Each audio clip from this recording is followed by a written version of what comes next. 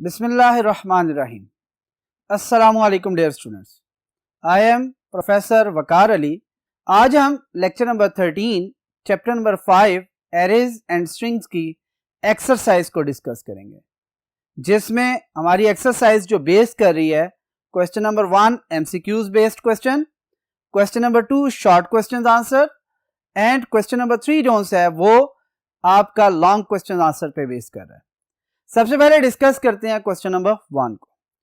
Question number 1 आपका MCQs based है। MCQs का मतलब बेसिकली है कि you have a multiple choice for one question और आपने उसमें से कोई एक सूटेबल चॉइस को सिलेक्ट करना है और वो चॉइस आपका आंसर कहलाएगी। याद रखिएगा, सूटेबल बेस्ट का वर्ड इसलिए यूज किया जा रहा होता है कि मे बी सम टाइम आपके पास मल्टीपल ऑप्शंस ऐसे आ रहे हों जो कि आपकी क्वेश्चन की रिक्वायरमेंट को फुलफिल कर रहे हो। फिर हमने क्या करना है, उसमें से सबसे बेस्ट आंसर को सिलेक्ट करना होता है।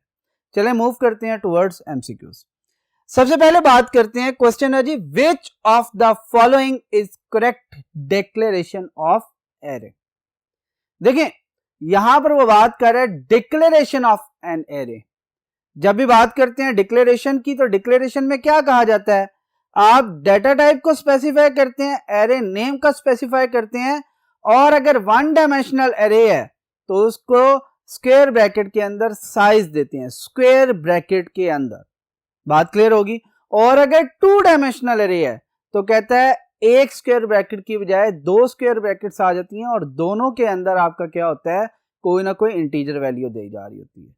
बात क्लियर होगी। इसका मतलब है वन डायमेंशनल अरे के अंदर एक सिंगल इंडेक्स, जबकि टू डायमेंशनल अरे के अंदर दो डिफरेंट इंडेक्स इस्तेमाल किए जा रहे थे। अब हम अपने ऑप्शंस को देखते हैं। कहता है क्या है, सबसे पहले स्पेसिफाइड डेटा टाइप की है, नाम किया है, लेकिन साथ में आपका क्या नहीं है, आपके पास इंडेक्स या साइज मौजूद नहीं है, लिहाजा this one is your wrong option. ठीक है, रॉन्ग ऑप्शन। उसके बाद आपका क्या है जी, इंट अरे आगे क्या आ गया, ये ऑप्शन आया कर्ली ब्रेसेस। कहता है एरे की डिक्लेरेशन में कर्ली ब्रेसेस इस्तेमाल नहीं होती, लिहाजा this one is your wrong answer. अब आगे फर्दर मूव करते हैं, जिसमें लिखा हुआ है इंट ARR स्क्वायर ब्रैकेट के अंदर 10, this one is your correct option. Correct का मतलब है अभी हम जब रीड कर रहे होंगे तो साथ साथ चेक करते जाएंगे। और लास्ट वन में क्या है, कहता है इंट अरे राउंड ब्रैकेट के अंदर 10, ये भी आपका क्या है, रॉन्ग। लिहाजा यहां से हमें क्लियर हो गया कि ये जो सी ऑप्शन है, जिसमें डेटा टाइप भी मेंशन है, जिसमें आपके पास एरे का नेम भी मेंशन है, फिर स्क्वायर ब्रैकेट्स के साथ आपके साइज भी अवेलेबल है, this one is your correct option. बात से क्लियर होगी। अब चलते हैं सेकंड ऑप्शन की तरफ। क्या कहता है, what is the index number of the last element of an array with 5 elements। जरा गौर कीजिएगा, एक चीज हमने पढ़ी थी, हमने क्या कहा था, जितने भी एरे हैं उनका इंडेक्स स्टार्ट किससे होता है, 0 से, और लास्ट एलिमेंट का क्या जो सा इंडेक्स है, हमने कहा था n-1। n क्या था, टोटल नंबर ऑफ एलिमेंट्स। यहां पर टोटल नंबर ऑफ एलिमेंट्स कितने बता रहा है, 5। अगर 5 बता रहा है तो 5 - 1 करूं तो क्या आएगा, 4। लिहाजा 4 इज द करेक्ट ऑप्शन। अब आपने यहां पर इन ऑप्शंस को डिस्कस करना शुरू कर देना है। फॉर एग्जांपल 5 है, नो, 4 है, करेक्ट, 0 है, रॉन्ग, 6 है, wrong, this one is your correct option. क्यों, क्योंकि हमने कहा था कि आपका एरे साइज और इंडेक्स में जो बेसिक डिफरेंस आता है वो क्या आता है, वो सिर्फ इस चीज का आता है कि जी आपका जो एरे का लास्ट इंडेक्स होगा वो एरे साइज -1 के इक्वल होगा। बात क्लियर होगी जी। नेक्स्ट मूव करते हैं। थर्ड कहता है what is an array. What is an array, array क्या है। यहां पर उसने एरे की डेफिनेशंस डिफरेंट लिखी हुई है, वो हम देखते हैं। सबसे पहले कहता है is a series of elements. बात की जाए तो ठीक कह रहा है, कहता है होती तो सीरीज ऑफ एलिमेंट्स है बट इट्स इनकम्प्लीट। क्यों, हमने कहा था सीरीज ऑफ एलिमेंट्स होते हैं, सेम डाटा टाइप होते हैं और कॉन्टिगियस मेमोरी लोकेशंस आपकी जो सी हैं होल्ड कर रहे होते हैं। सेकंड क्या कहते हैं, is a series of elements of same data type. यहां तक बात उसने ठीक कहा। आगे क्या कहते हैं, placed in non contiguous memory location. लिहाजा पहला ऑप्शन भी आपका प्रॉपर नहीं है, दूसरा ऑप्शन भी आपका प्रॉपर नहीं। यहां तक बात क्लियर होगी। थर्ड ऑप्शन पे चलते हैं, क्या कहते हैं, कहता है is a series of elements of same type. यहां तक बात बिल्कुल ठीक है, आगे भी देख लेते। कहता है placed in contiguous memory location, और एरे की डेफिनेशन ही क्या है, कहता है collection of same type of elements stored in a contiguous memory location. और कॉन्टिग्यूअस मेमोरी लोकेशन और ये जो सारी चीजें हैं बिल्कुल सेम है, लिहाजा this answer is correct. Fourth one उसने ऑप्शन जो दिया हुआ है जो डी पे है, कहता है नन ऑफ द अबव, क्योंकि अब हमें एक ऑप्शन मिल चुका है तो लिहाजा ऐसा नहीं है कि जी ऊपर वाले कोई ऑप्शन में से मैच नहीं कर रहा। यहां तक बात क्लियर होगी। यहां से हमें पता चल गया कि जी एरे की डेफिनेशन भी क्या है, कि जी एरे क्या है, कहता है collection of same type of elements stored और placed in a contiguous memory location. यहां तक बात क्लियर। चलें अब यहां तक 3 एमसीक्यूज हो गई हैं, चलते हैं नेक्स्ट बोर्ड की तरफ और रिमेनिंग जो एमसीक्यूज हैं उनको डिस्कस करते हैं। चलें मूव करते हैं टुवर्ड्स नेक्स्ट बोर्ड। जी बेटा अब देखते हैं हम फोर्थ एमसीक्यू। फोर्थ एमसीक्यू क्या कहता है, कहता है which of the following identifies the first element in array named temp. Array का नेम उसने बता दिया, दैट इज टेम्प। दूसरी बात उसने बात की है कि जी फर्स्ट एलिमेंट को कैसे आइडेंटिफाई किया जाएगा।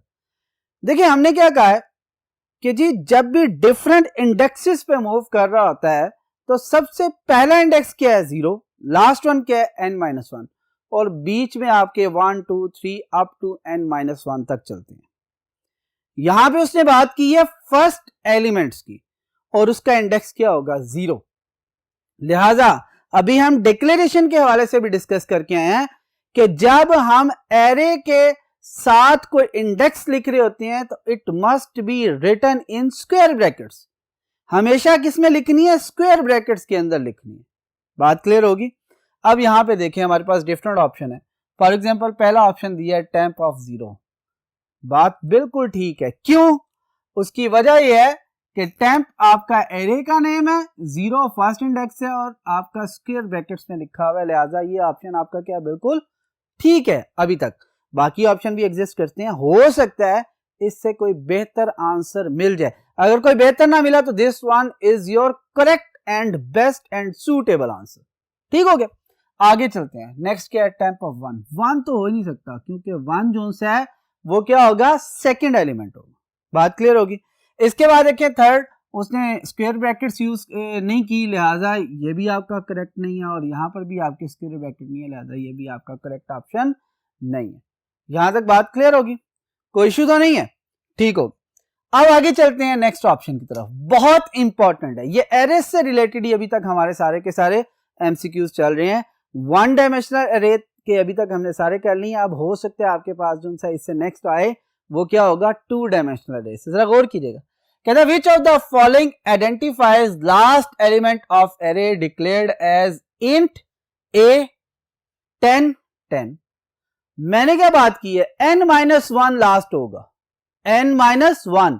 अब n-1 के बाद याद रखिएगा रो वाला या फर्स्ट इंडेक्स भी n-1 पे जाएगा और सेकंड इंडेक्स भी n-1 पे जाएगा। लिहाजा अगर 10 10 है, 10-1 भी 9 हो जाएगा, 10-1 भी क्या हो जाएगा 9 9। लिहाजा दोनों में क्या आना चाहिए 9 9।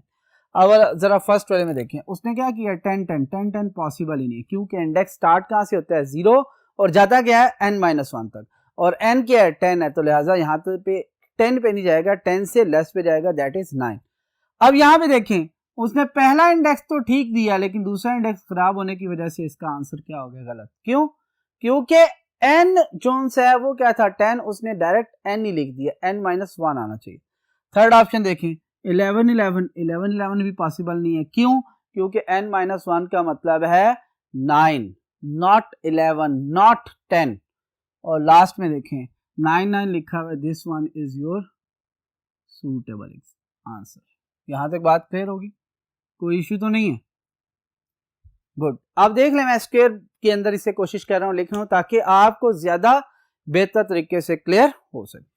अब यहां पे देखिए नेक्स्ट, उसने एक 2 डायमेंशनल अरे आपको दी है मैट्रिक्स की फॉर्म में या सिंगल सेट की फॉर्म में। ठीक है, जरा गौर, गिवन द फॉलोइंग, क्या कहता है, K is an array that have a 3 rows and 5 columns. 3 rows 5 columns. यहां पे जरा गौर कीजिएगा, अब इस चीज को समझना बड़ा जरूरी है। ये एक रो है, ये दूसरी रो है और ये तीसरी रो है, लेकिन ओरिजिनली अगर मेमोरी की बात की जाए तो ये R0 है, ये R1 है और ये R2 है। यानी कि इंडेक्स हमेशा कहां से स्टार्ट होगा, 0, 1 और फिर 2 पे। बात क्लियर होगी, 0, 1 एंड 2। ये तो हमारे वो इंडेक्स थे जो कि किसके हैं, 0 रोज के। ये तो हमारे वो इंडेक्स थे जो कि कौन से हैं, रोज के। अब हम बात करते हैं कॉलम के इंडेक्स की बात करें। कॉलम्स में ये पहला है, ये दूसरा है, ये तीसरा है, ये चौथा है और ये पांचवा है। इसी तरह ये क्या हो जाएगा, 0, 1, 2, 3, 4। ये भी क्या होगा, 0, 1, 2, 3 एंड 4। अब हमारे पास कंप्लीट हर एलिमेंट का इंडेक्स मौजूद है। हर एलिमेंट का इंडेक्स कैसे है, जरा ये गौर कीजिएगा। फॉर एग्जाम्पल अगर 12 की बात करूं तो रो का इंडेक्स 0 है, इसका 2 है, 0, 2। फॉर एग्जाम्पल यहां पे 25 की बात करूं तो 1, 3। यहां पे बात करूं 44 की तो ये 2, 3। बात क्लियर होगी, क्योंकि रो का इंडेक्स पहले आता है, कॉलम का इंडेक्स बाद में आता है। अब चलते हैं, कहता है व्हाट इज के 1 ऑफ 3। जरा गौर करें, आए इधर, 1 कौन सी है, ये, 3 कौन सी है, ये, लिहाजा आंसर क्या बनेगा आपका 25। ये आपका करेक्ट ऑप्शन बनेगा। बात क्लियर होगी, ये आपका करेक्ट ऑप्शन बनेगा। ये वाला, ये वाला, ये वाला करेक्ट नहीं है। क्यों, अगर 12 को देखें तो 12 की तो 2 लोकेशंस बन रही हैं। 12 की 2 लोकेशन बन रही है, एक क्या है 02, एक क्या है 04। इसके अलावा अगर कहीं पर 12 नजर आ रहा है तो आप देख लें, नहीं है। 18 की बात करें तो 18 की क्या है, इस पूरी 2 डायमेंशनल अरे में यहां पर है 1, 2 पे है, लिहाजा हमें तो 1, 3 चाहिए था, 1, 3 पे सिर्फ ये। सेम इसी तरह 15 को देखें तो ये 2 और 0 पे मौजूद है, इसके अलावा कहीं पर मौजूद नहीं है। यहां तक बात क्लियर होगी, कोई इश्यू तो नहीं है, गुड। अब चलते हैं अगेन, उसने फिर एक एरे दी है, क्या कहता है, गिवन द फॉलोइंग। अब उसने क्या है, 3 रोज हैं और 4 कॉलम्स हैं। अगेन उसी तरह जरा गौर कीजिएगा, 3 रोज और 4 कॉलम। ये क्या बनेगी आपकी, ये आपकी 0 है, ये आपकी 1 है, ये आपकी 2 रो है। ये 0, 1, 2, 3, 0, 1, 2, 3, 0, 1, 2, 3। यहां तक बात क्लियर होगी। ये इसलिए कि ये बाद में भी हमने करना है, लिहाजा पहले से ही हम उसके इंडेक्सेस पहले से डिफाइन कर लेते। अब कहता क्या, कहता है which of the following statement replace 19 with 50। Replace 19 with 50, यानी कि 19 वैल्यू जिस लोकेशन पे भी है उसको किससे रिप्लेस कर दें, 50 से रिप्लेस कर दें। सबसे पहले हम आइडेंटिफाई करते हैं 19 की लोकेशन क्या है।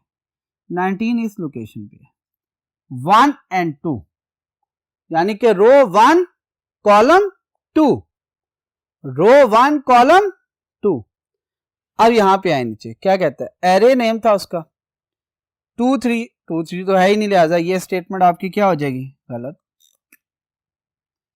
होना यही है कि हम उस जगह पे वैल्यू असाइन कर दें 50, तो जो भी प्रीवियस वैल्यू होगी उसे रिमूव करके नई वैल्यू वहां पर क्या कर देगा, स्टोर कर दे। अब यहां पर आए, हमने क्या लोकेशन निकाली थी, 1, 2, ये क्या है 1, 2, लिहाजा this one is your correct option.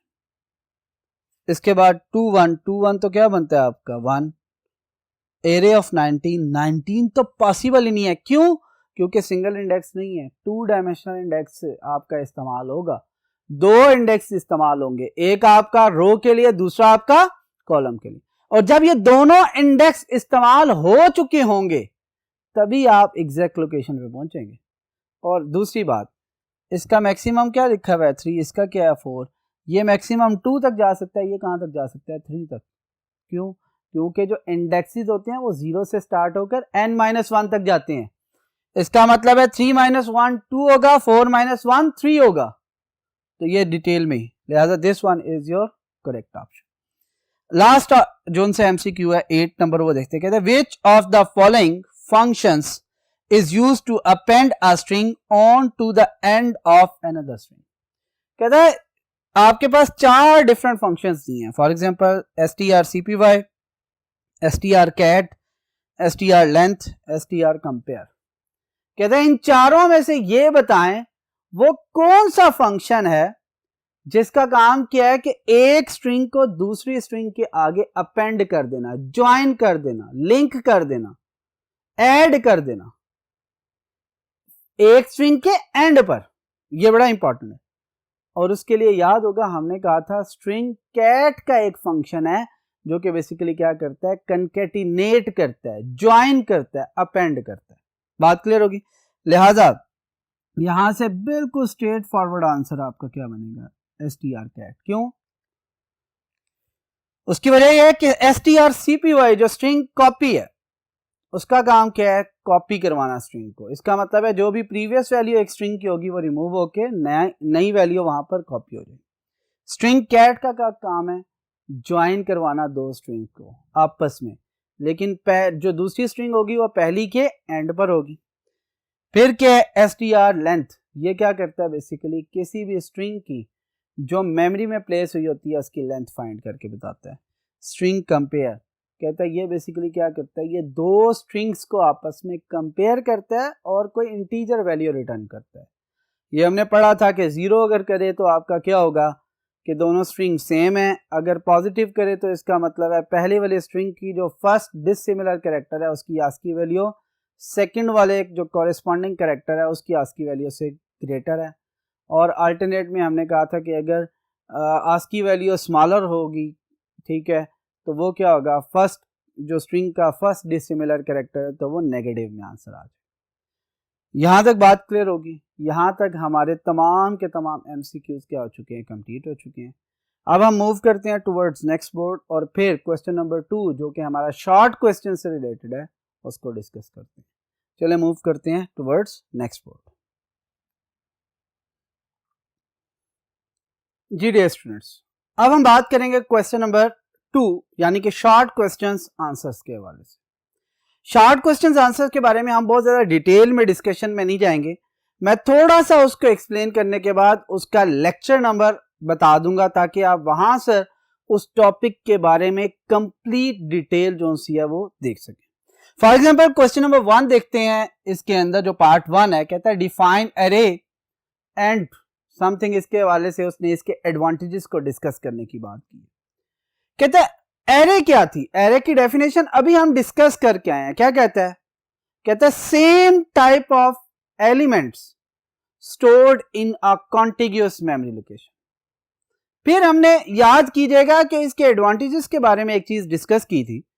हमने कहा था जहां पर हमने सेम टाइप के जो मल्टीपल वेरिएबल्स इस्तेमाल करते हैं उनके अंदर क्या किया जाता था कि वहां पर हम कहते थे कि जी वो स्पेस मेमोरी की ज्यादा लेते हैं, आपके प्रोग्राम के साइज को इंक्रीज करते हैं।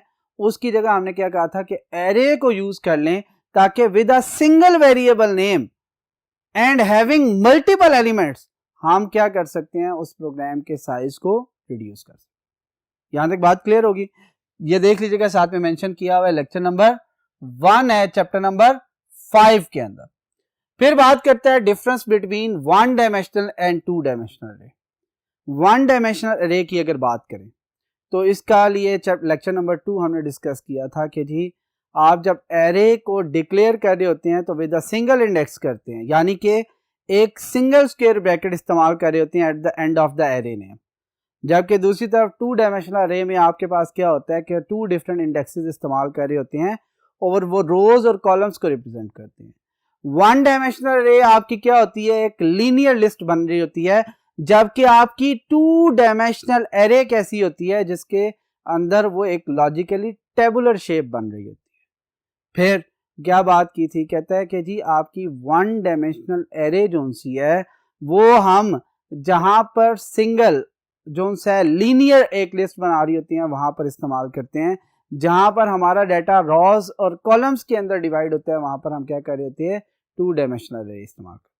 फिर 1 डायमेंशनल अरे के लिए याद रखें इसके डिफरेंट एलिमेंट्स को एक्सेस और फिल करने के लिए एक सिंगल लूप की जरूरत पड़ती है, जबकि 2 डायमेंशनल अरे के अंदर आपके पास जो डिफरेंट अरे के एलिमेंट्स हैं उनको एक्सेस और फिल करने के लिए नेस्टेड लूप इस्तेमाल करने पड़ते हैं। यहां तक बात क्लियर होगी।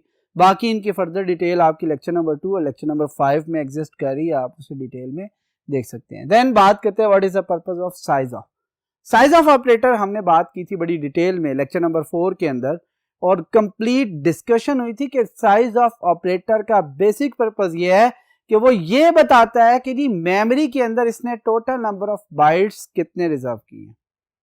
फिर हमने 2 डिफरेंट टाइप्स की एग्जांपल्स की थी, एक वो जिसमें हमने सारी की सारी डाटा टाइप्स के देखा था कि जी अगर इंटीजर है तो वो कितने बाइट्स देता है, फ्लोट है तो वो कितने बाइट्स रिजर्व करता है, 4 है तो वो कितने बाइट्स रिजर्व करता है। और दूसरे केस में हमने डिफरेंट वेरिएबल्स को देखा था।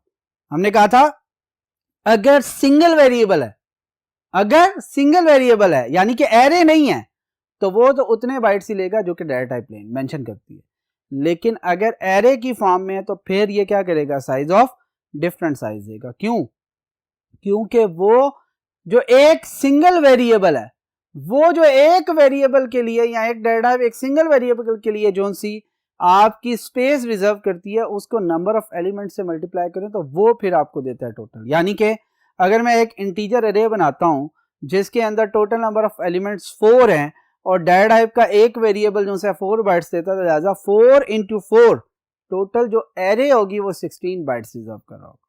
ठीक हो गया। ये साइज ऑफ ऑपरेटर बेसिकली क्या बता रहा होता है, किसी डाटा टाइप या किसी वेरिएबल की वो स्पेस जो कि उसने मेमोरी के अंदर इन बाइट्स रिजर्व किया वो बता रहा होता है। यानी कि वो आपको रिटर्न करेगा 16, 17, 18, ठीक है, और ये जो भी डिजिट होगा ये बाइट्स में होगा, आपको वो बता रहा। ठीक हो गया। इसके बाद चलते हैं जो है फोर्थ क्वेश्चन की तरफ। ये टेक्निकल क्वेश्चन था, ये यहाँ पर सॉल्व करने वाला था, इसलिए इसके लिए स्पेस छोड़िए, जरा देखिएगा ये कह रहा क्या है। कहते जी आपने एक एरे डिक्लेयर करनी है जिसका नाम क्या होगा, x। इसके अंदर टोटल नंबर ऑफ रोज कितनी होंगी, 3, कॉलम्स कितने होंगे, 5। सबसे पहली बात जो उसने की है कि जी रोज और कॉलम्स की, इसका मतलब है वो क्या कह रहा है कि वो 2 डायमेंशनल एरे की बात कर रहा है। फॉर एग्जांपल यहां पर अगर बात करें, उसने इसके साथ साथ जो सबसे बड़ी बात की है उसने क्या कहा है, assign it values from 1 to 15। अब 1 से लेकर 15 तक जितनी भी वैल्यूज हैं ये सारी की सारी की हैं आपकी इंटीजर वैल्यूज हैं। और इंटीजर वैल्यूज का मतलब ये है कि आपकी एरे भी जो डिक्लेयर होगी वो किस डाटा टाइप की होगी, इंटीजर की। लिहाजा यहां पर फॉर एग्जांपल एक स्टेटमेंट लिखते हैं, हम बनाते हैं इंट डाटा टाइप, एरे का नेम क्या है, x,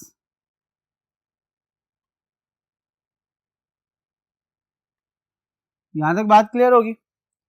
फिर उसने क्या कहा है, 3 और 5। पहले कौन से आते हैं, रोज आती हैं, सेकंड कौन से आते हैं, आपके कॉलम्स आते हैं। इक्वल टू 2 डायमेंशनल अरे में हमारे पास डिफरेंट इनिशियलाइजेशन के वेज थे। मैं क्या कर रहा हूं, मैं एक ही सिंगल सेट के जरूरत में इसे क्या कर रहा हूं, डिक्लेयर कर रहा हूं या इनिशियलाइज कर रहा हूं। जरा गौर कीजिएगा, उसने कहा है कहां से कहां तक वैल्यूज देनी है, 1 to 15। लिहाजा 5 into 3 भी टोटल एलिमेंट्स भी कितने बनते हैं, 15। 1 से लेकर 15 तक एक कॉन्टिन्यूट वैल्यूज जो सी वो लिख देते हैं, 1 2 3 4 5 6 7 8 9 10 11 12 13 14 15। जी बेटे ये एंड विद द सेमीकोलन हो जाएगी। अब यहां से हमें पता चल गया कि जब भी हम कोई 2 डायमेंशनल एरे डिक्लेयर करते हैं तो क्या हो जाता है कि हम क्या करते हैं, उसका हम डाटा टाइप मेंशन करते हैं, एरे नेम मेंशन करते हैं, और फिर 2 इंडेक्सेस के बाद अगर उनकी वैल्यूज अगर हमें बता दी गई हैं तो वो लिखने के बाद सेट फॉर्म के अंदर सेमीकोलन से एंड कर देते हैं। अब हम चलते हैं नेक्स्ट क्वेश्चन की तरफ जो कि है पार्ट नंबर 5 जिसमें लिखा हुआ है डिफाइन स्ट्रिंग। अब कहते हैं स्ट्रिंग के बारे में हमने बड़ी डिटेल में डिस्कशन की है। स्ट्रिंग क्या है? कलेक्शन ऑफ कैरेक्टर्स, उस कैरेक्टर्स के अंदर alphabets, letters, digits, special symbols, कोई भी ब्लैंक स्पेसेस जो सी हैं वो विद इन डबल कोट्स लिखी जाए तो वो क्या कहलाती है? आपकी स्ट्रिंग कहलाती है।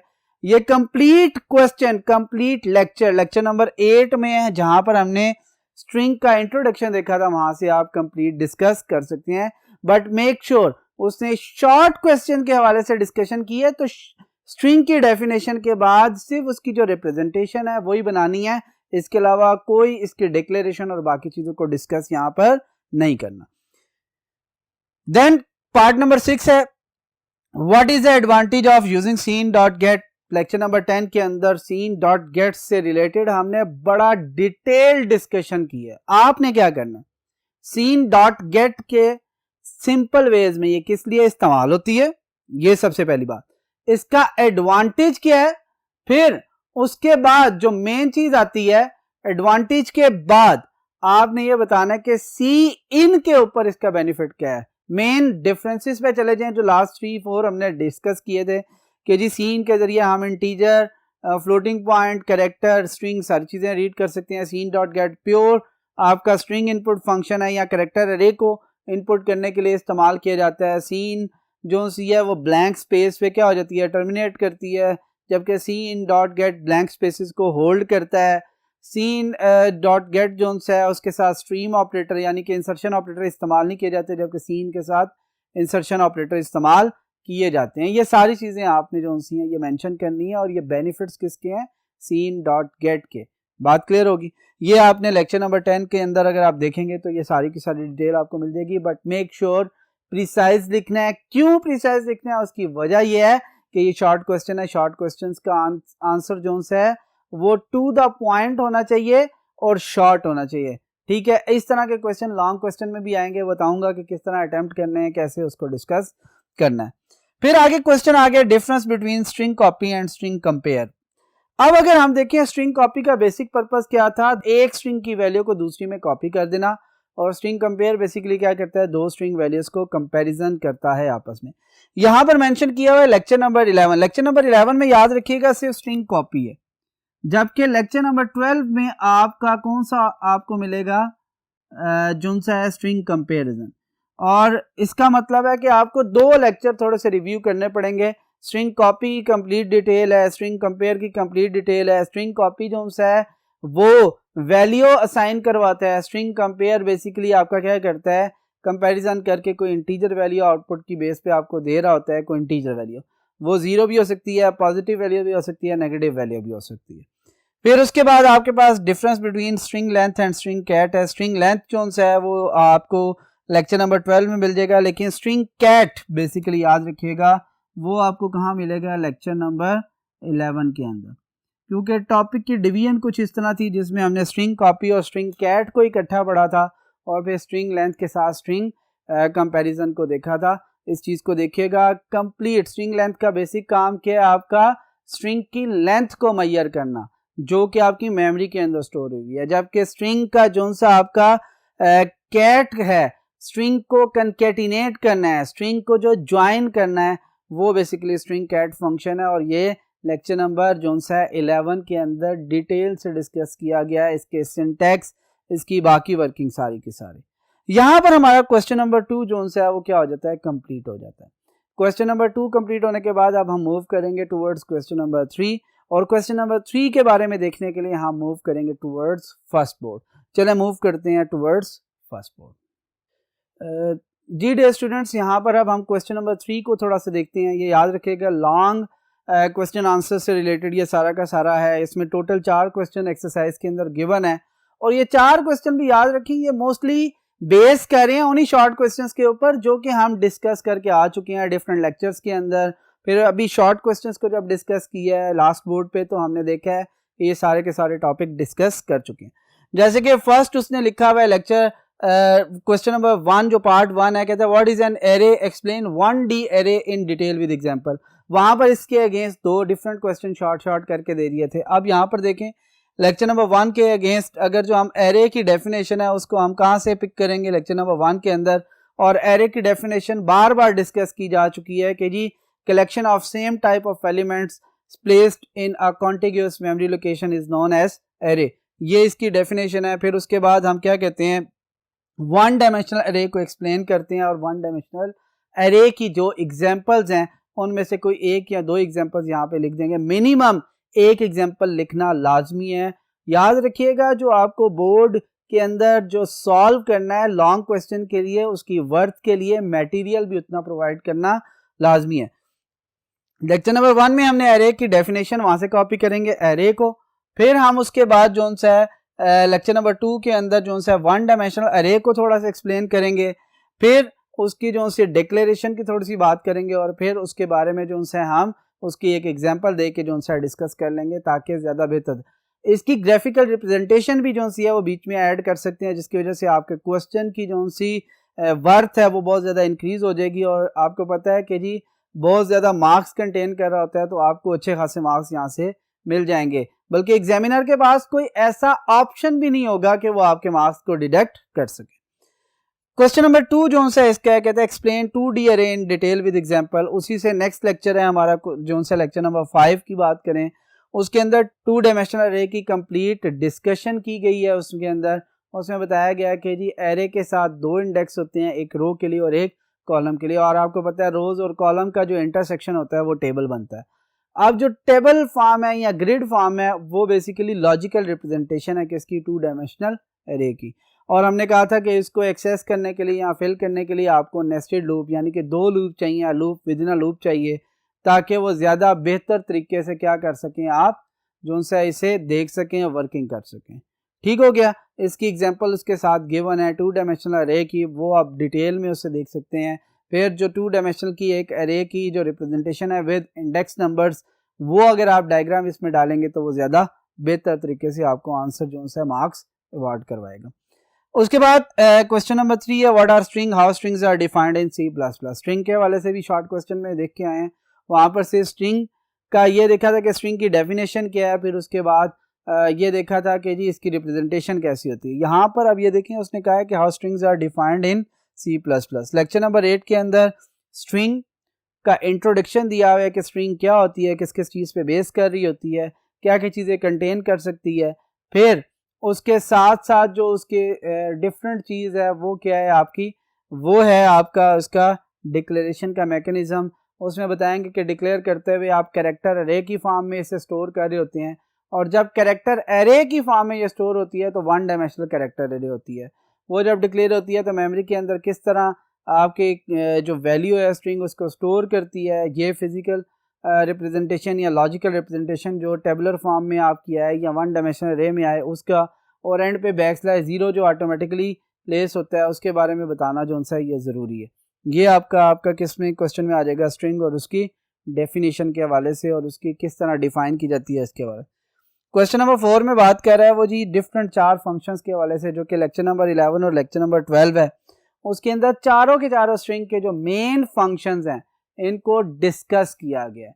अब वो चारों फंक्शंस कौन कौन से हैं, चारों फंक्शंस में आपके पास string copy, string cat, string length और स्ट्रिंग कंपैरिजन, ये 4 फंक्शन लेक्चर नंबर 11 और लेक्चर नंबर 12 में डिटेल से डिस्कस किए गए हैं। याद रखिएगा इन चारों को इस तरह लिखना है कि डिटेल भी आए, इनकी एग्जांपल्स भी साथ साथ आए, इन सब को साथ साथ लेके चलेंगे तभी मार्क्स मिलेंगे। अगर मैं कहूं कि मैं सिर्फ क्या करता हूं कि जी इनकी डेफिनेशन लिख देता हूं तो मार्क्स अवार्ड नहीं होंगे, क्योंकि विदाउट एग्जांपल इन चारों फंक्शंस को वो कोई मार्क्स अवार्ड नहीं करेगा, या अगर मार्क्स अवार्ड करे तो बहुत कम मार्क्स अवार्ड कर रहा होगा।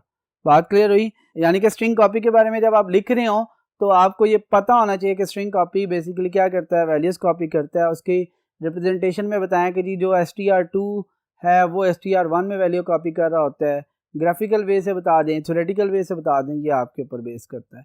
याद रखिएगा इसकी पूरी जो सी डिस्क्रिप्शन है, एक्सप्लेनेशन है, वो लेक्चर नंबर 11 के अंदर हम कर चुके हैं।